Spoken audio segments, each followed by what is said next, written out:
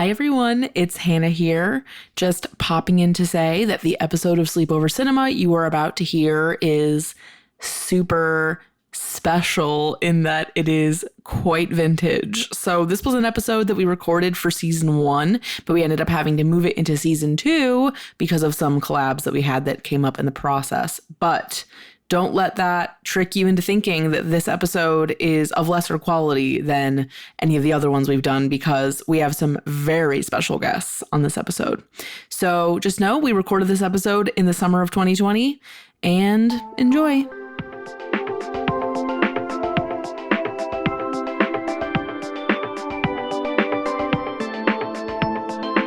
Welcome to Sleepover Cinema, our show where we analyze the films that created the collective unconscious of those whose favorite movie villain, without a doubt, is Preminger.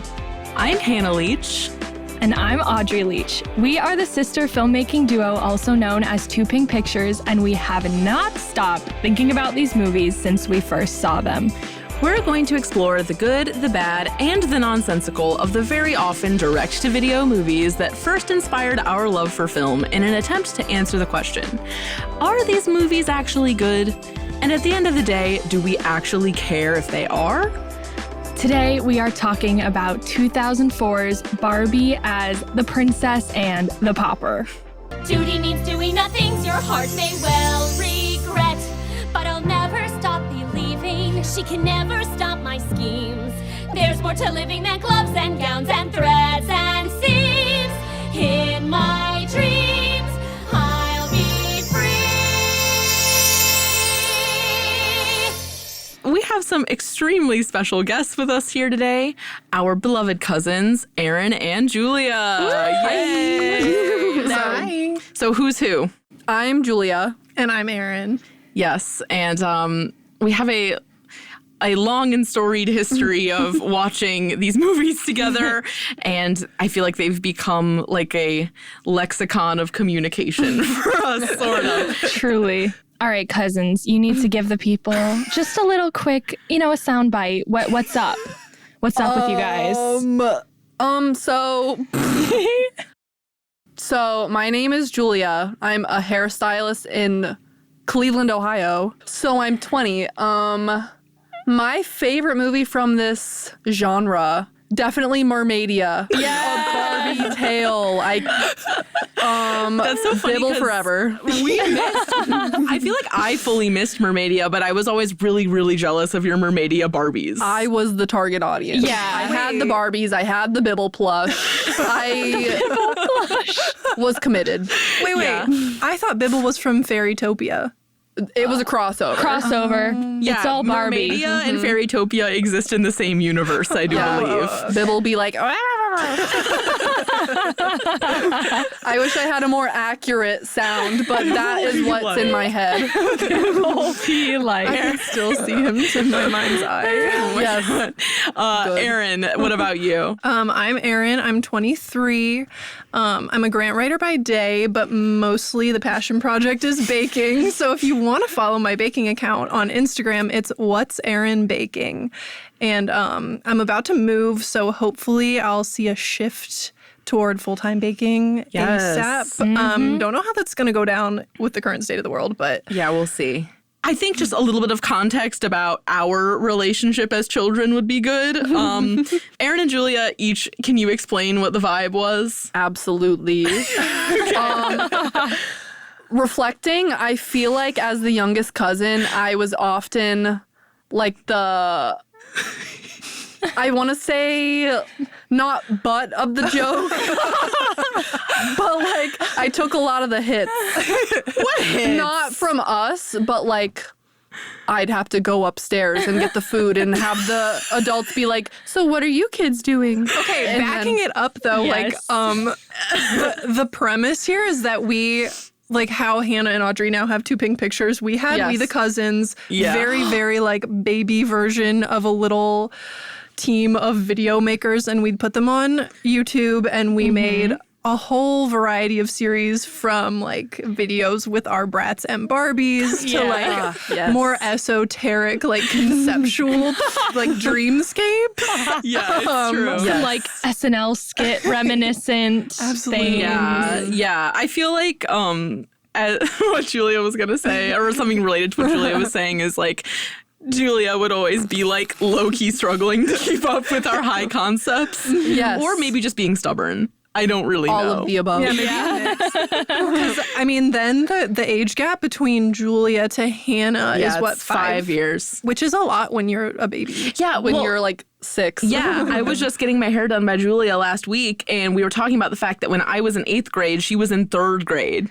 Right. And we were like, oh, that's a really big gap. Yeah. Yes. But now it feels a lot more casual, obviously. Right. Yeah. Anyway, so you two were called in for a very important task, which is talking about Princess and the Pauper. How are you feeling about that? Amazing. I feel ready, prepared. I've been thinking about it all week, not gonna lie. I have had the song, I know you know which song I'm talking about from this movie, stuck in my head. Wait, but there's a lot that are really good. But there's agreed. the It's Premingers. Praise that the reign of ninjas here. I'm really excited to watch this movie, which we are going to do. We're going to go into the conference room here and watch it and then come back and finish our recording. Audrey, do you have anything you want to say before we get into the facts? No, I'm ready. I'm game. Let's go. All right, cool. Okay, so here we go with the facts, everyone. Barbie as The Princess and the Pauper was released direct to video on September 28th, 2004.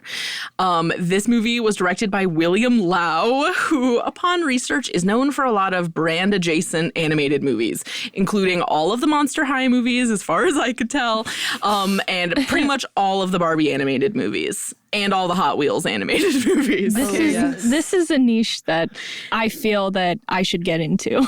Yes, I think so too. I hope you do. Yeah, and it's crazy because I'm sure he's made so much money off doing these movies too. They seem very lucrative. Yes. This movie was written by Cliff Ruby and Alana Lesser, who, when I looked into their credits, I was like, why are they all the same? And this is not the first time this has happened, but they are they're married. They are like a husband and wife writing duo, which is cute. And the highlights of their collected works are as follows. And an important piece of information for Erin and Julia is that Audrey and I only pick things that we know off of people's lists. Like we keep it light, you know? So highlights of their collected works: Mean Girls 2. They wrote Mean Girls 2. They wrote what looks like, it looks like they wrote all of the Barbie movies.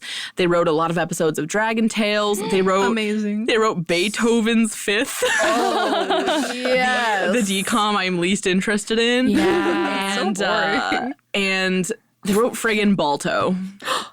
Which I've never seen Balto, but the name Balto really sits in a weird place with me for some reason. It takes me right back to 3rd grade, and I could not explain why. Takes me straight to my McDougal Holt reading book. Oh, yeah. I think that is it. Yes. I can see the illustrations. Yeah. Yeah.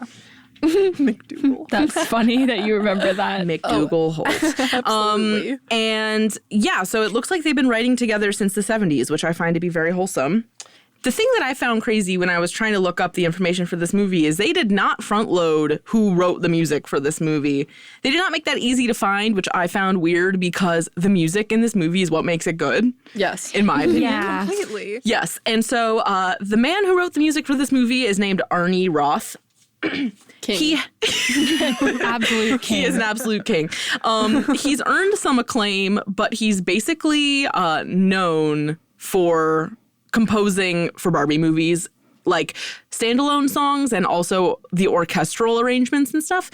He's done some video game orchestral music, but he has composed music for the following Barbie movies: Nutcracker, Swan Lake, Princess and the Pauper, Magic of Pegasus, 12 Dancing Princesses, Island Princess, and Diamond Castle. So he did one of these movies every single year from 2001 to 2008.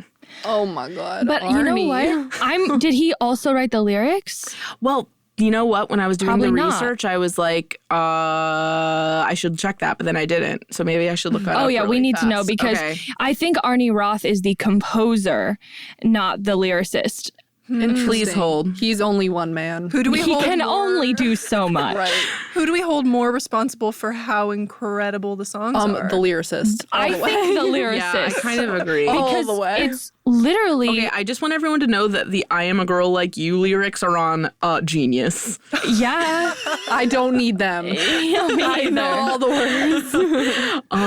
Shit. Hold on, I gotta figure this out. Is Arnie Roth a lyricist? Why is this not readily available? Cora? He's a conductor, composer, and record producer. So that seems So like a no. no. No, he didn't write. I don't Okay. think so. I need to be connected with this poet. Yeah, lyrics, whoever's the lyricist for this is not clear, and I actually did look and I couldn't find it. Audrey whips out her iPhone ready to dismiss my research. On Wikipedia, they're saying songs for the film are written by Amy Powers, Megan Cavallari, and Rob Hudnut. Sorry, Rob. Him and McDougal Holt are They're in buds. They're in cahoots. Yeah. Okay, interesting. Songs for the film are written by Amy Powers, Megan Cavallari, and Rob Hudnut, who also executive produced the film.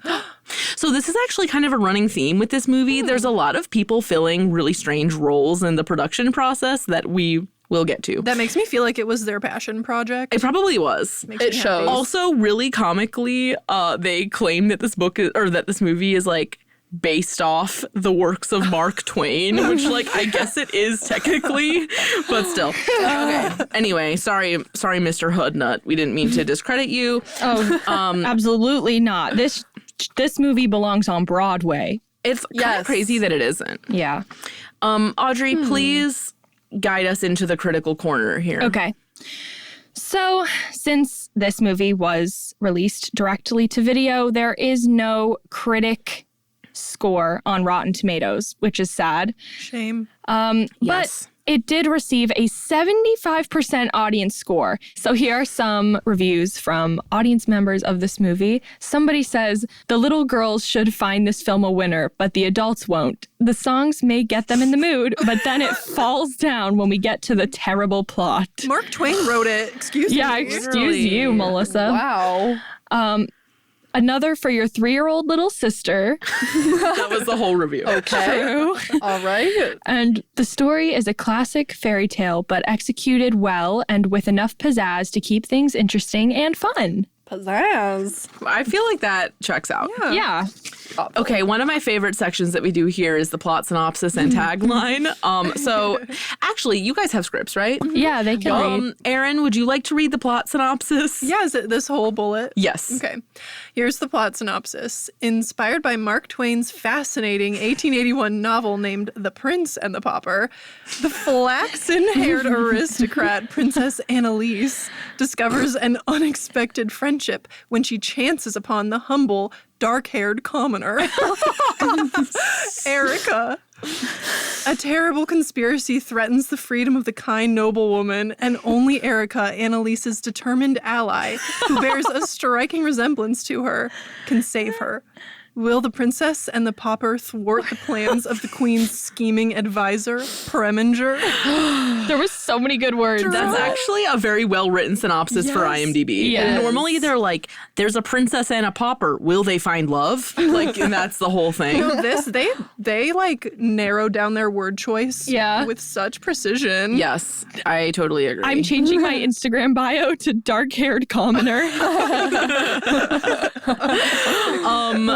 And then one of my other favorite things, the tagline. Julia, will you read us this tagline? Yes. Singing in her first movie musical. Normally it's like one princess, one pauper, one kingdom to save or something like that. And this one was just singing in her first movie musical. That sounds like a fragmented sentence. I don't Yes. quite This get is it. definitely from the DVD cover. Yeah, 100%. So there's that. And then we get into the cast. So there are really, there's only one recognizable name on this cast, but I'll guide us through. What I found upon researching is that the women in this movie are hustlers, each with their own robust and independent LLC most of the time. So we have Kelly Sheridan, who plays Annalise and Erica's speaking voice. She is the voice of Barbie in all of these movies. So that's great. But she's also, unfortunately, the voice on a lot of My Little Pony. Not her fault. She does a lot of work doing English dubs for various animes, which, like, I'll just shelf my judgment away. And she also was on the Powerpuff Girls, and she was, like, the yellow Powerpuff Girl. Who? You know the one who's, like, the rich, bratty girl who, like, wants to be one of the Powerpuff Girls, and they don't let her in? Oh, barely. That's like really buried deep. Her name is, like, Princess Monies a Lot or something like that. So there's that. And then as Annalise's singing voice, we have Melissa Lyons. And her only IMDb credits are the Barbie movies. She was, she was Barbie's singing voice for, like, the vast majority of these movies. And even though those are her only IMDb credits, she seems to be thriving, and she was Eponine on a Broadway tour of Les Mis at one point. So that's pretty legit. And then we have Julie Stevens as Erica's singing voice, and I found some very interesting things out about her. So by trade, on IMDb, it seems like she's primarily an on-set teacher. So, like, when there's kids in movies, she, like, conducts their school hours. Yeah.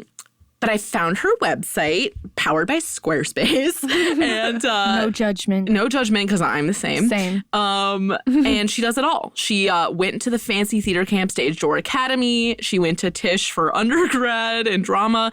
She was in the final cast of Annie when it closed on Broadway, playing Pepper, and she made a short film about it. Pepper. It was called After Tomorrow, I think. Oh. That's really funny. Yeah, and I she won a bunch of awards for it. Like, I bet it's actually really good. Yeah, I don't know why I feel like I've heard of that. Yeah, I mean, it seems like It's a short, so you probably haven't. Oh, Yeah. I probably haven't. But, you know. she's wheeling and dealing, and she also is like a talent coach for people.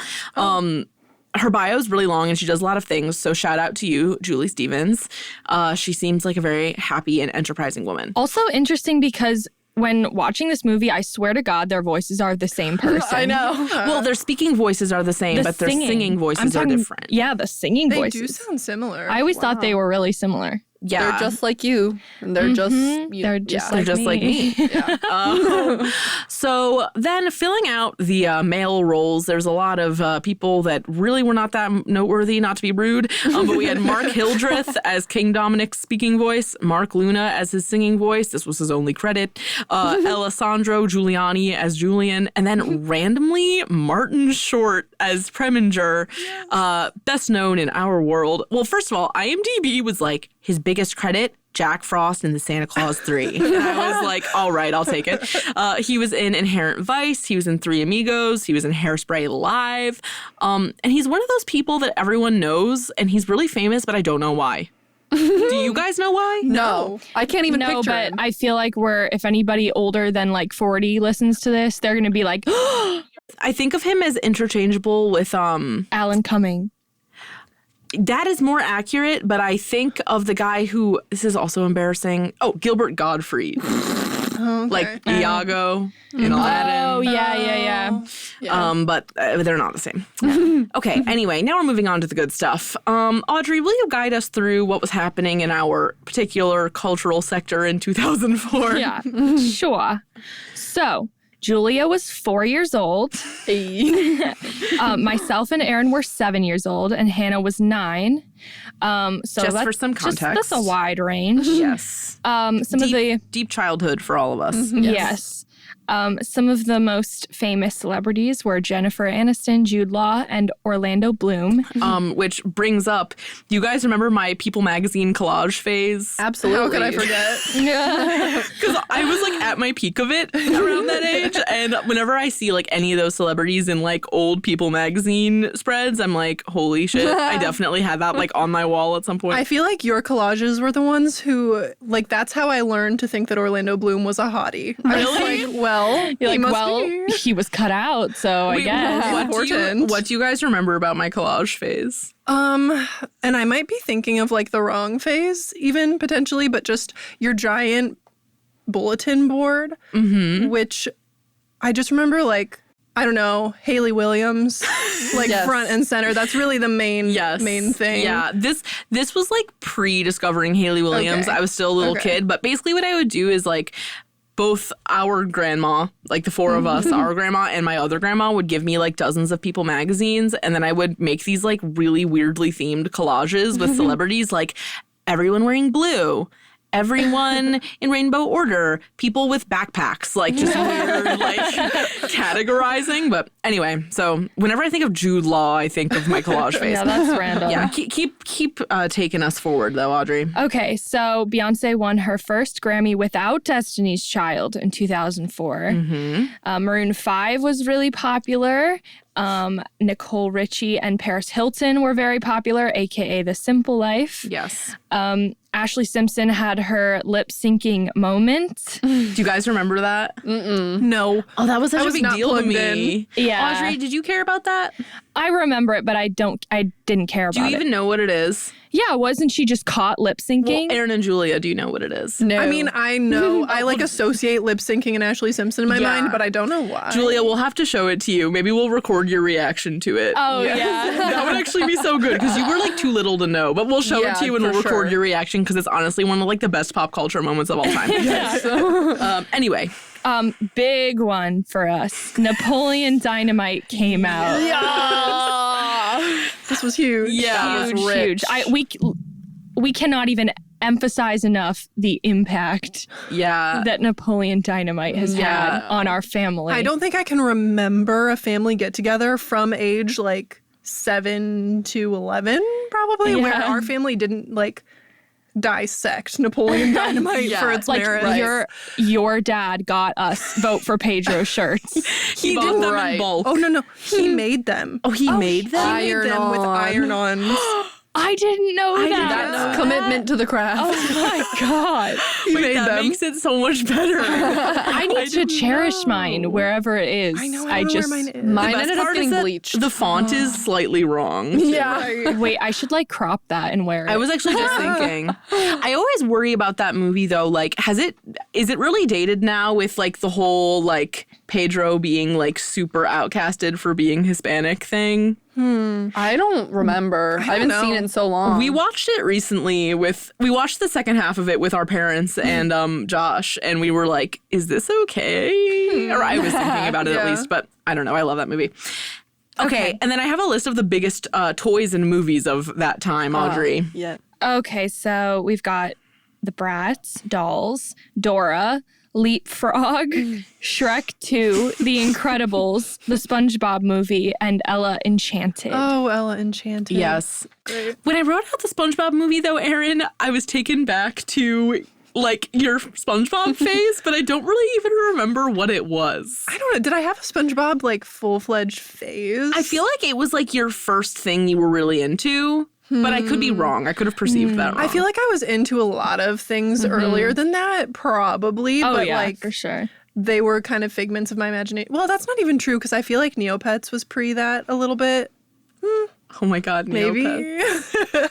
I feel like we just watched a lot of SpongeBob. Yeah. And you guys just had more merchandise than we did. Yes. I I the think lunch that- boxes. Yeah. I think Name the TV plug-in game probably has a lot to do with why we were so Yes. immersed in the world of SpongeBob. That game 'cause was so good. Wow. when I look back on like what my true like earliest loves were, SpongeBob doesn't come right to mind. Yeah. But it was very ever present. Yes, I think that's accurate because I don't remember you being like a SpongeBob stan or anything. No. It was just like that was something you were really into. Because I don't know, I feel like you and Julia were never, maybe Julia a little bit more than you, Erin, but I might not remember. I feel like you were never huge princess people.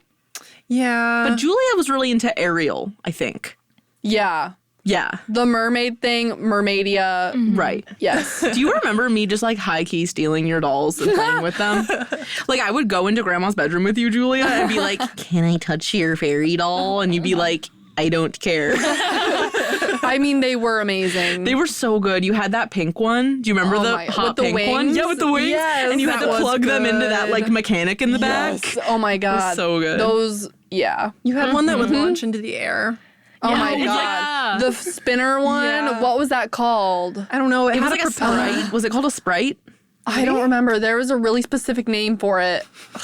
That also makes me remember about when this one Christmas when Erin and Audrey both got this mermaid doll I really wanted, and I was so jealous. And I was so jealous that my mom used it as like inspo for a children's book. Oh. Do you guys remember that? Uh-uh. I'll have to send it to you. Yeah, my mom like had this moment where she was trying to make like a children's book, and the plot of it was about like not being a selfish individual, and it was about like me being super jealous of you guys getting the mermaid Barbie and me not getting Okay, it. but that's understandable. I know my mom was reading me, but whatever. It's actually really cool. And I remember I always would want to look at it, and she would like get mad at me for always wanting to look at it. I want to look at it right now. Well, when we go home, Audrey will ask her to pull it out because she did all these illustrations, and like Erin's in it. Julia's not in it, which is messed up, but Julia was also like a baby at the time. True. Okay. Rip. So now that we've gotten to the end of the cultural sector, before we break off to go watch this movie in the conference room, what are the main things that we each remember about this movie? And when was the last time each of us watched it? Okay, first of all, shall we all say it at once? Are we thinking the same thing? I'm thinking Preminger. I'm thinking Preminger too. That's How what can I I was going to refuse? say. Yes. But that's just the element. Preminger is just the element that we have continued to make jokes about Right. to this day. That's because To be honest, even when we were watching this as kids, he was always the best part. Yeah. he is the best So part. like exciting and engaging. Yeah. His vocal inflection was just to die for. Pristine. I'm really excited to watch that sequence, to be totally too. honest. Me too. I can see the choreo in my mind. It's also included in the fake bloopers that happen. God. I feel like I quote this movie to this day. Like in the car when I'm turning left, I'm like lefting. Like the henchmen in the mine carts, they're like, all right, lefting. That's me turning left. So To this good. day. Holy shit. That's really funny. Okay, I remember... I have a really strong memory of the first song in the beginning when Erica's like, "Oh, my life I've always wanted," and then the other girl in the sweatshop goes, "Can I come along?" And it's like really sad. It's like the saddest vocal performance. Yeah, there's also a lot of unnecessary animal sidekicks in this movie. The That's dog what I that was acts like a cat. That is the part that I could like do away with. I don't know. I didn't really need it. Well, here's my question. I feel like the unnecessary animal sidekick was very much targeted at individuals like Julia who loved the unnecessary animal sidekick. Serafina? That's, yeah. I feel like that's what kept Julia entertained while the rest of us were like in it for the rest of the story. We're in it Julia's for the like, drama. I'm here. Yeah, I'm here for the dog. No, the cat that acts like a dog. That would- Wolfie? Yeah, Wolfie. And there's that whole song about I love you the way you are. And that will never change. Yes. I feel like I'm with you, Audrey, that like when I watch the movie, I could do without that part. But when I recollect the movie in my brain, I'm like, I love that concept. Yeah. Like the two of them together. A cat couple? Whatever. They're both The poodle? Oh, I forgot about the evil Poodle with the like Oh. jiggly fur. Yeah, I don't like it. And wait, You'll see when don't we know, watch I it. It's like, remember. I'm pretty sure there's a horse with an unnecessary like Spanish accent. yeah. Oh my God, I think you're right. Another big thing I remember about this movie was that the Barbies were untouchable. They were so good. Yeah. Audrey and I had the Barbies, and if you press the buttons on the back of them at the exact same time, they'd sing in harmony. And here's the thing, Audrey and I do a lot of really unnecessary harmonized singing on this show, so we definitely need to flex at some point the fact that we can definitely sing this song. Oh yeah, From start to Yes, finish. absolutely. Like we can. Shall we? Yeah. Should we do it? I feel like we should. The point is to do it before. Oh, that's true. To We don't want to prove that remember. we know All right. it. I'm just like you. Okay. And a one and a okay. two. Wait, you're doing the high part, right? Sure. Wait, Sure. I'm nervous. Yes. Do Okay, we Are won't- we all doing this? I'll be you want observant. to? I know it. Then yeah, sure. I know both of the parts mixed, so I'll be sitting this one out. I can't compartmentalize the two. Okay. Okay. We only Then know maybe this. you guys just do it. All right. Okay. Audrey's playing the role of Annalise, I think, and I'm playing the role of Erica. It's weird to do in front of other people. Yeah, it is weird. It's not weird. Do you just do it? Okay. I'm just like you. I'm just like you. You're just like me. You're just like me. It's something anyone can see. A heart that beats, a voice that speaks the truth. Yes, I am a girl like you. Yeah. Nice. Go off. nervous for a second. That alto part's kind of hard. Anyway. It is ingrained. Well, because, and that was the thing, maybe Princess and the Pauper really ingrained our knowledge for being able to hear those parts, because when you played the dolls individually, Yeah, it one gets of them just straight up sang an alto part. It was Erica. Yeah, it sounded so bad alone. Yeah, that's what it is. Can I talk about one more part that Yes, I please. understand? It's another song, of course. Thank you to the lyricist who's like not credited enough. apparently. The song that robbed. goes, stiff upper lip. Oh, he's like, stiff upper lip. There's the first part where he's teaching her how to be a princess, and he's like, stiff upper lip and arch the back. And then the where she's like locked in a cabin in a barn. And she's like, what? Stiff upper lip. She's like crying. That's what Julia was saying. It's like the reprise. Yeah. Where Yes. she's just like, stiff upper lip. Stiff and harsh. I also think about the part in that same song, not the reprise, but the first part when it goes, sing lullabies and always harmonize in thirds. It's like we learned what a third was from that lesson. Harmonizing lessons. And like, that song is made for Broadway. Yeah. Yes. Truly heinous that Yeah. this hasn't been put on Broadway. It's upsetting. It's so good. Oh, man. I think. I guess A crime. Well, we'll have plenty of time to Yeah, we're about- break it down even further. Yeah, because we are about to go watch this movie. I brought my HDMI cable and everything. Oh, So, yeah. are we feeling ready to go do it? Yes. I'm so ready. yeah. All right, everyone. I have no idea how we're gonna watch this movie. To all of you listening at home, probably will end up on Putlocker. So let's all just say a little prayer. And maybe it'll be on like Hulu or No, something. Thoughts and prayers. That website, guys, it's like barbieprincess.org or whatever. What? No, we talked about Is this. it on there?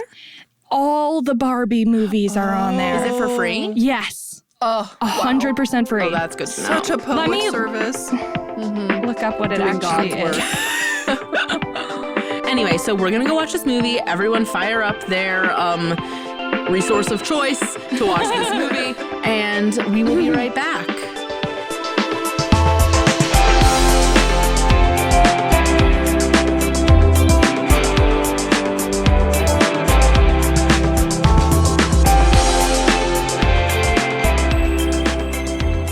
And we are back, everybody.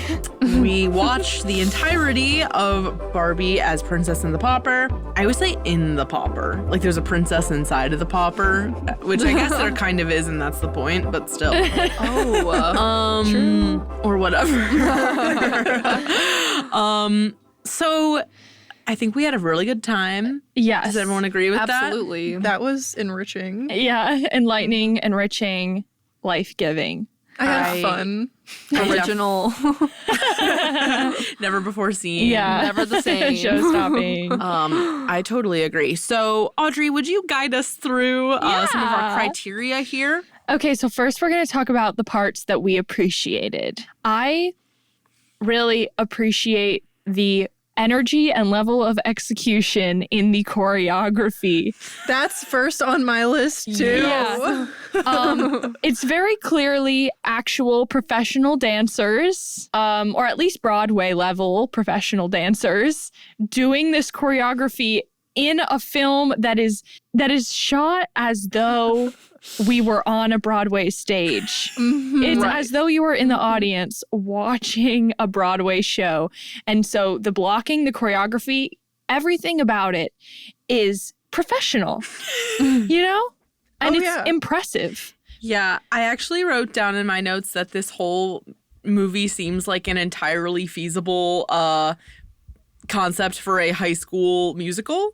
Yeah, Oh, for sure. Like, it seems very doable. easy. It'd be so good. And then there would be opportunities for weird people to act all the animal roles. Oh, God. You know, We don't need that. I'm just saying. It's Oh. inclusive.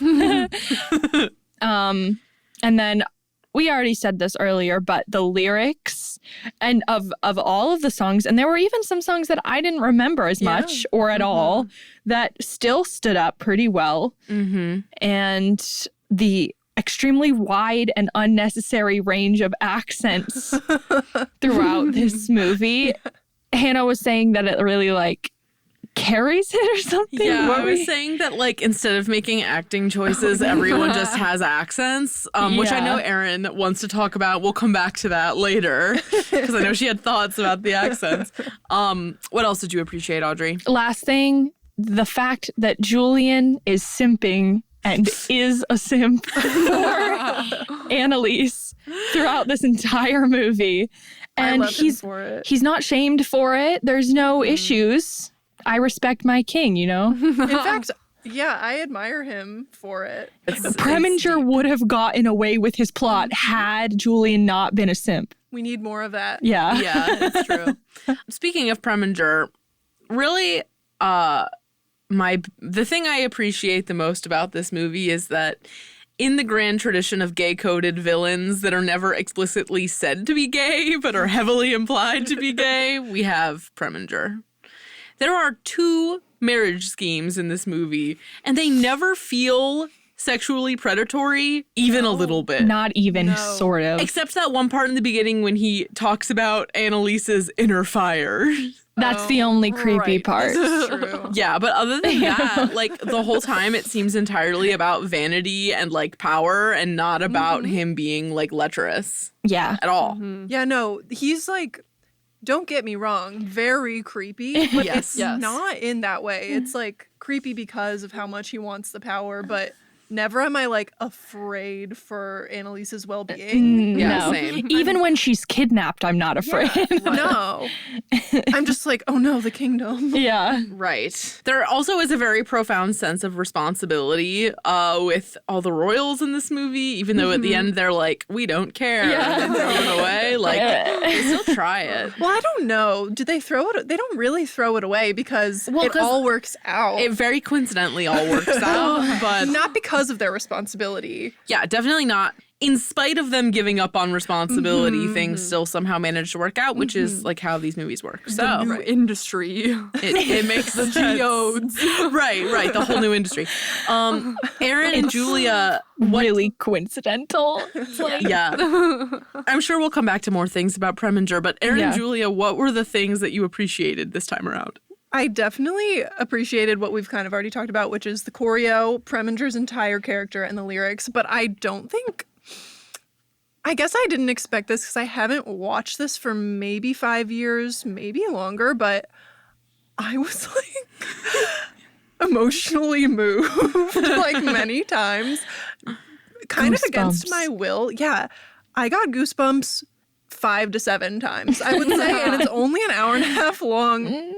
Usually during a song, usually because there was some like really heartfelt chord progression that just got me. And I was like, I don't know, when he would simp for Annalise, I was like, oh. And I wasn't expecting I was kind of expecting to like ironically enjoy this, but actually I was moved. And just so all of you who are listening, just so you know, this is coming from the woman who cried when she first heard Music of the Night in Phantom of the Opera. She cried then, but that's not the first time No. she cried. She cried when she laid eyes upon him, aka when he walks out with the horse. And he goes, sing once again with Yes, me. to be clear, it was the voice. It was his voice that did it. And I will say there were a lot of parallels between this and the Phantom of the Opera that I was picking up. I got Phantom vibes, or Christine and What? Raoul Oh, vibes from. Yeah, that's true. And so I From don't know. Dominic and Erica. Yes. Preminger and the Phantom do have the same flair for the dramatic, I do have to say. Yeah. Agreed. But I definitely am not moved by Preminger. Yeah, except, well, not in the that way. way. Yeah, right. Julia, what about you? I think I appreciated. It's been a long time since I had viewed this as well. And I think I just appreciate how the plot has changed to me. I didn't pick up on any of that, anything at all when I was watching this as a child. What were the biggest elements that jumped out to you? Maybe just being able to differentiate between the characters. They do all look Literally. the same. They do. All Ken, all Barbie, All And the then- time. different dress, different hair. You got Nick and Knack exactly the same. Right. I different hair appreciate color. them. How did you feel about the animal side plots? a little bit unnecessary, but I appreciate their roles. They broke it up a little bit, added a little flair. They moved it along. Yes, I agree. They are pretty instrumental to the plot. They are. I forgot that they were. Yeah, they do a lot. Okay, so let's talk about parts that are worse now, or maybe more confusing, or don't really add up, or are just like not it. Yeah, can I start us with for this one? Yeah. So I said this when we were watching the movie, but like the biggest plot hole in this movie is that the entire thing hinges upon the fact that Annalise and Erica look the same, but everyone looks the same in this movie. Like everyone is a Barbie with a different colored wig. Yeah, and this movie really, really, really seems like it's going to be a discovery that Annalise had a twin. To me, this is what I always kind of thought it was going to go, is that Erica actually is royal. Like a parent trap. Yeah, like that's what we're going to find out, is that they are twins, but they're just two people that look alike. And also happen to look like every single other person in the entire kingdom. and I feel like in our minds, we think that they're sisters. Kind of. Yeah, kind of. Because, like, they get married together. Like, you don't do that. If you're not twins. Like, I feel like that's only weird. Only twins do joint weddings. Yeah.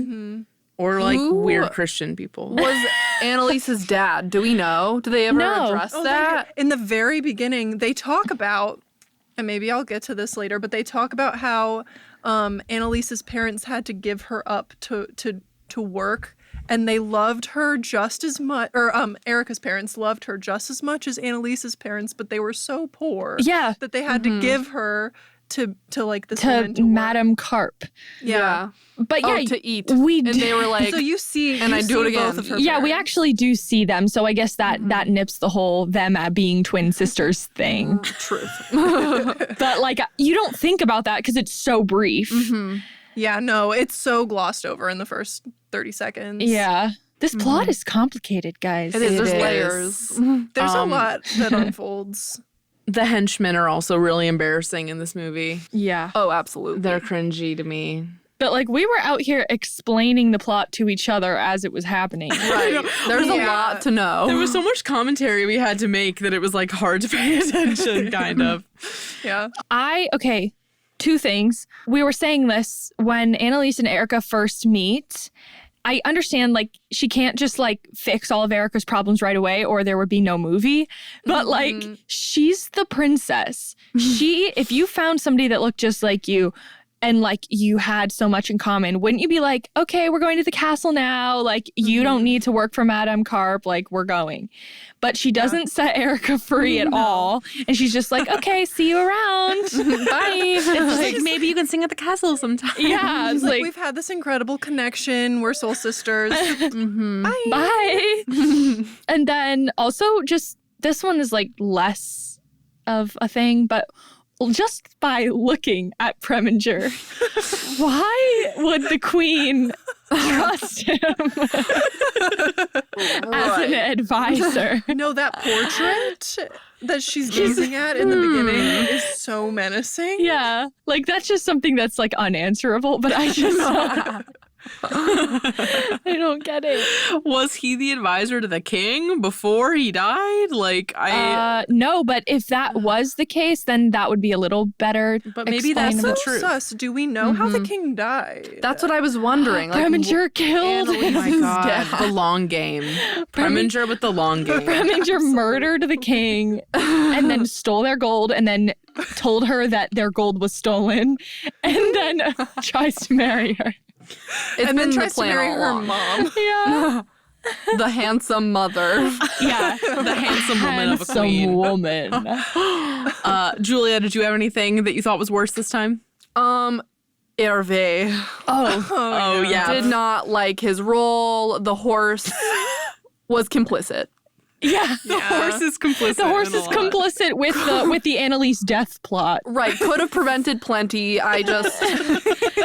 No Hervé. And he's French. Right. Yeah. And I guess I have nothing against the French. I just Just how'd we end up here? How? I don't. Yeah. Decode by Paramore plays in the background. How did we get here? Okay, so we're gonna slowly transition now into the problematic / dated elements, if there are any. And I would like to nominate Erin to go first to talk about the accents in this movie. I have thoughts. Okay, because obviously the princess and the pauper / the prince and the pauper is gonna be talking about class. I think that's what you're hinting at with the accents. Yes, well, that's what you told me. So. Yeah, no, I just have thoughts beyond that. Oh, just go. Literally, just go for it. So obviously, this movie is gonna have like class elements because she's a princess and the other one is literally an indentured servant.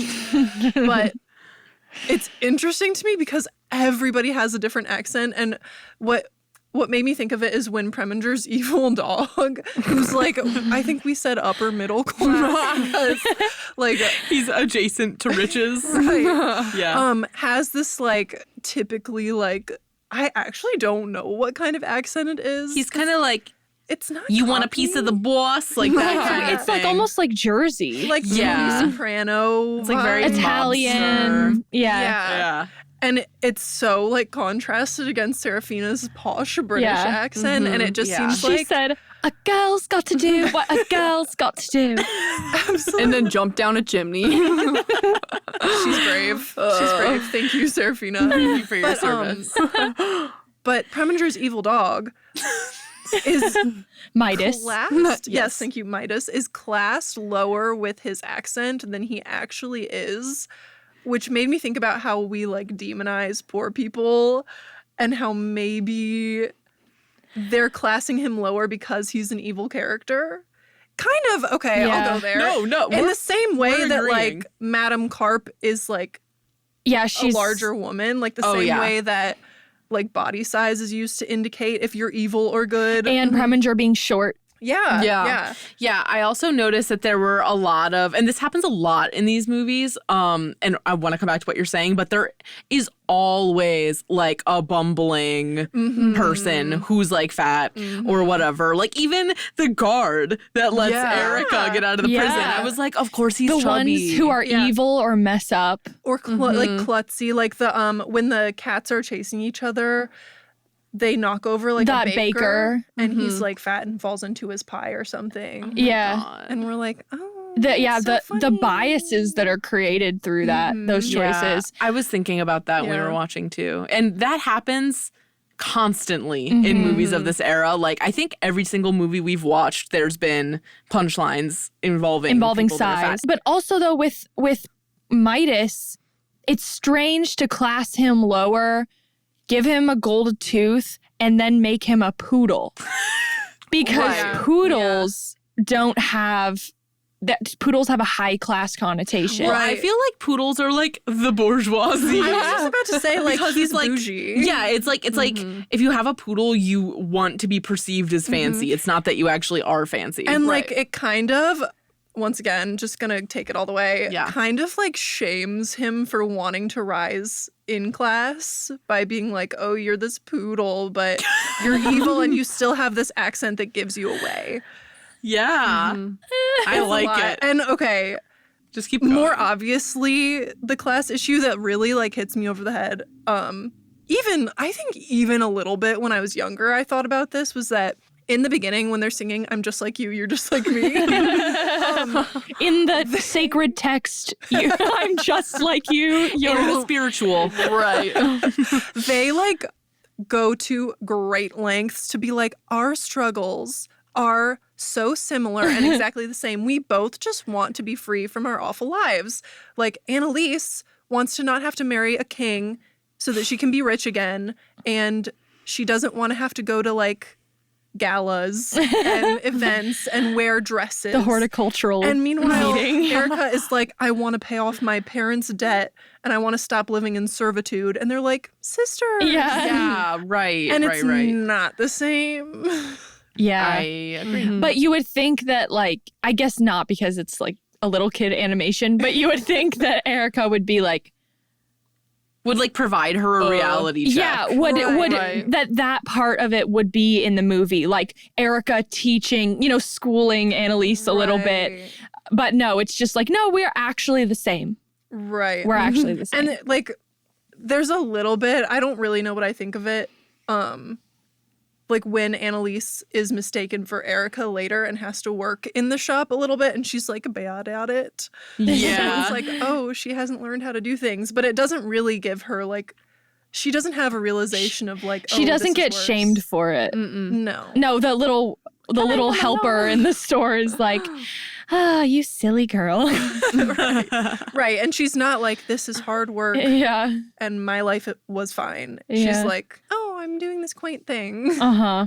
Does anyone else have things of this category? The ending, guys. Oh, yeah. I was going to talk about that too. Well, yeah, that I guess it's a problematic element, but Is it though? I don't know. That's if it why I is. think it's worth the deep read. Because I don't think we're all going to agree. Yeah. I mean, it can be either. It depends on the person. I feel like if we knew the timeline, Yes. it might, but we don't know the timeline. She was Right. like, I have to go my own Yeah, way. Just kidding, I'm back. It looked like 10 seconds, but we don't know. I have something about the ending that we all can comment on. The fact that everyone's straight at the end. Oh, truth. The horses, the cats, the people, Preminger, they're all straight. Preminger is never disclosed to be straight. but Even Hervé. Even the horse Arabe. Even the Julia's. complicit horse. They don't even, it's not even like a horse we've ever met before. No, No. it's literally just a white horse with pink frills. And like eyelashes. Right. That movie loves to do that.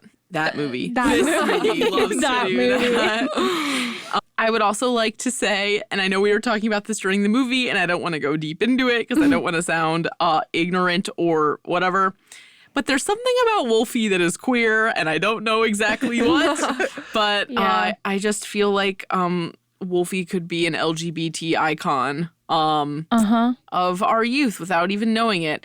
If we're going off of the generally accepted concept in toys and kid minds that cats are girls and dogs are boys, Yeah. and that Wolfie's always acting like a dog, and that this whole movie's like, and that's okay. Like it feels like something to me. Stop trying to act like someone you're not, Yes, Wolfie. There's a whole song about it. Yeah. Right. Which Right. actually this and let's not forget that during that song, Erica invokes the Old Testament by saying that Noah's Ark should have had a cat like Wolfie, which again I think supports my point of Wolfie being queer somehow. There's something. Agreed. But something so vaguely- if we feel like we're ready to go into judging whether it's good or not, I have a few things to say. Let's do it. Okay.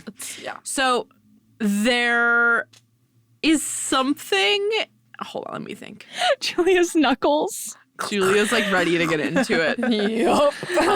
I think so is this still good? I feel like the thing that makes this movie I don't know, the thing that made like my synapses fire, I suppose, during this was like there's something interesting in this movie about the fact that the whole movie, like all of the themes in the movie are about self-acceptance and like being the truest version of yourself, but the whole plot of the movie is contingent upon disguises. I found that to be interesting because it was like the most important thing you can do as a person is like let your true essence shine through regardless of your circumstances, and that people will ultimately love you for who you are no matter what pretense you put up. Yeah. Because like that's how Annalise is with her guy in the end and how Erica's with her guy at the end.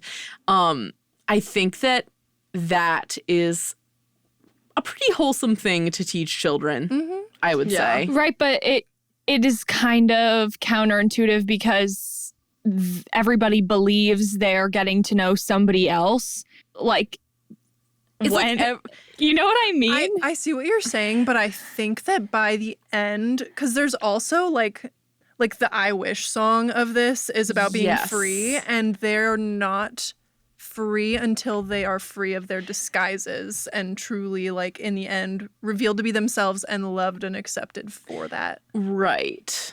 And then there's the literal freedom of Erica. Yeah. Like she was a Yeah. legit indentured servant. Correct. There's just something there in like the freedom and identity motifs that I find to be like a little bit half-baked, which makes sense considering that this is like a Mattel production.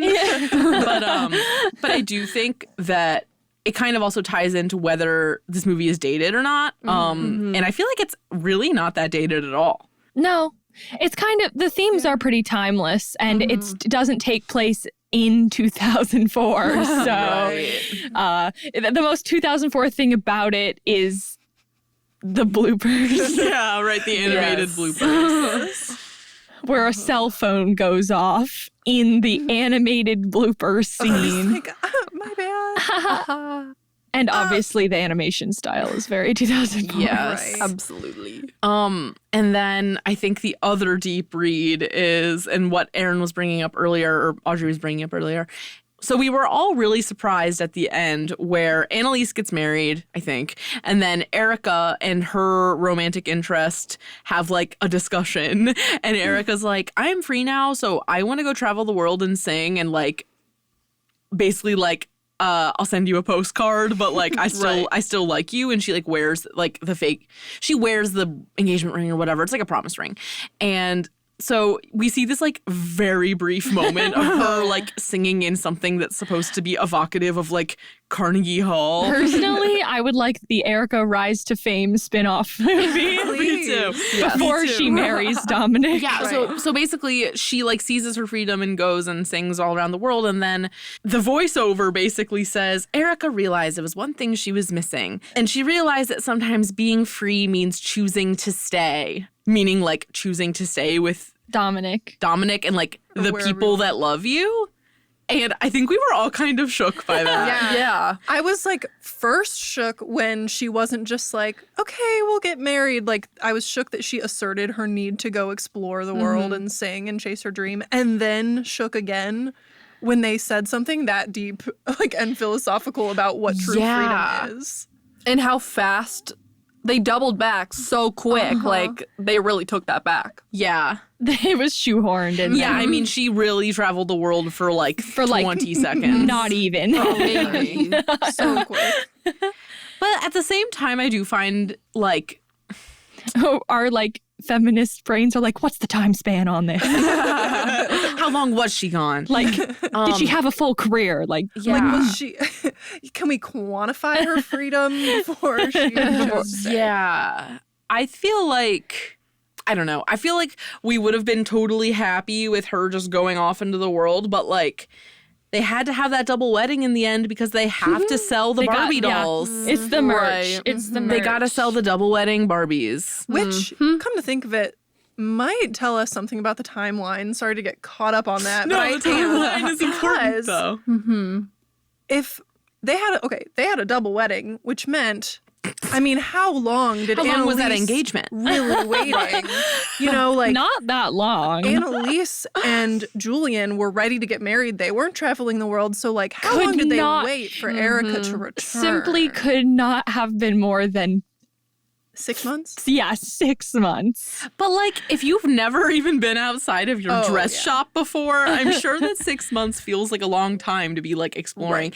And who's to know, or That's like an advanced study abroad. I mean, basically, but who's to say that she can't use his kingly fortune to say again, peace out, I'm gonna Right. go explore more and you can reign Yeah. and I'll come back and it'll be chill. That's kind of what I took it as until I was like, oh, wait, that maybe her freedom was financial freedom by marrying the king. Yeah. So now she's going to just marry him and then, like, Do what she wants. yeah. I mean, that's also I a good support strat. that, Erica. And I mean, he seems like he supports that Erica too. Right. He was fully happy to just like chill while she went around. Yeah, I mean, Dominic is a man that simply does not exist. Like, And I don't think I resent her. I don't think I resent their messaging of freedom being that you can choose to stay. I don't think that that's inherently like harmful for little girls to be hearing because it's still rooted in choice. yeah, it's rooted in choice and is true for a lot of people. Yeah. But did they really have to pair it with walking down the aisle? yeah, I mean, no, this, they did not. this movie still does do the classic framing of your life ends once you get married. Yes, Yeah. for sure. Ugh. That's so common in children's. Yeah, we haven't really experienced that because we're not watching princess movies mostly, but this is like kind of the only princess movie other than Princess Diaries, which I guess she does get married in Princess Diaries too. Yep. Wait, does she? No, she doesn't get gets married. engaged? No, she doesn't even get engaged because they changed the law. Right. She's supposed to get married, and then she's like, no, bye. She just has Chris Pine as her boyfriend, and then she gets to be queen, and that's the end. We literally watched this movie like 2 weeks ago, and I can't remember what happened. Anyway, so there's a lot of questions with the timeline of this of the end of this movie. The fact we're even talking about that. But you know what? This is why we have this platform, is to get into the nitty-gritty as such. But okay. Really, the last question we have to address is this movie worth rewatching? Julia, if you would like to start us off. Absolutely. My first instinct was to say yes, simply because of Preminger, though. Yeah. Yeah, I agree. Hitting the end of the movie, I was like, all right, let's wrap it up. Yeah. Because they also ran out of songs. Yeah. Oh, yeah, that's a good point. Yeah, the beginning was song heavy, and then it fizzled out. And it was also lacking Preminger because he was defeated. So, I don't know. I love how it was like a solid 3 minutes without Preminger, and we're like, cut it. Just cut it here. Just wrap it up. Hang it up, folks. Star character. Yeah. Oh, this movie would be nothing without Preminger. It would be so bad. It would be actively bad without Preminger. That's why my initial was yes, and then I was like, still yes, but not more than once. I feel like if you have seen it before and you don't need to watch like the whole thing in its glory for cultural context, rewatching it by watching like through the first half and then like skipping through quicker through the second half could be a good way to go. Because you just need to get that first half with the really good songs. Right. If you just so happen to be a Broadway producer, yes. This is the IP you've been looking for. Go for it. This public domain plot line. Yeah. We love it. Mark Twain. Okay? Allegedly. This is free. Yeah, I would say this movie definitely was not even close to the most painful one we've rewatched during this season. There have been some true doozies. And I think between the songs, the really good alto and soprano splits, and Preminger being like a nuanced character, it's definitely worth rewatching. You'll get goosebumps. Yeah, and it's like an unproblematic queen of a movie. You know, like there's a couple little things like with the accents, like which again we're really getting into it there. I'm really, really like searching in the weeds. Yeah, and like I do recognize that there is like a painful history of gay coded villains. Like if you're a little gay kid and you're like, wow, the only gay men in movies are like villains. Right. Like that's not the best. But that being said, Preminger is an icon and I'm not going to dismiss his contributions to this world. Yeah. And this goes without saying, but like it is like the whitest shit on the planet. Oh yeah. Yeah. I was gonna say something like that. There are some people of color ? In the background of maybe. Did you see at the wedding? The wedding, any like crowd scene, but it's like they're not animated in a way that makes them not look white. They're like low res rendered just with darker skin. Similar to how there used to be black Barbies that did not have a face that looked different from white Barbie. And that's an issue. That's a huge issue. But yeah, it's kind of like that. And that happens a lot in the Barbie animated movies because, I mean, being real, they hardly put any effort into the all white characters as far as looks and looking different from each other. But yeah, for me personally, it is worthwhile to rewatch. For anybody listening to this, it's probably worth it to rewatch.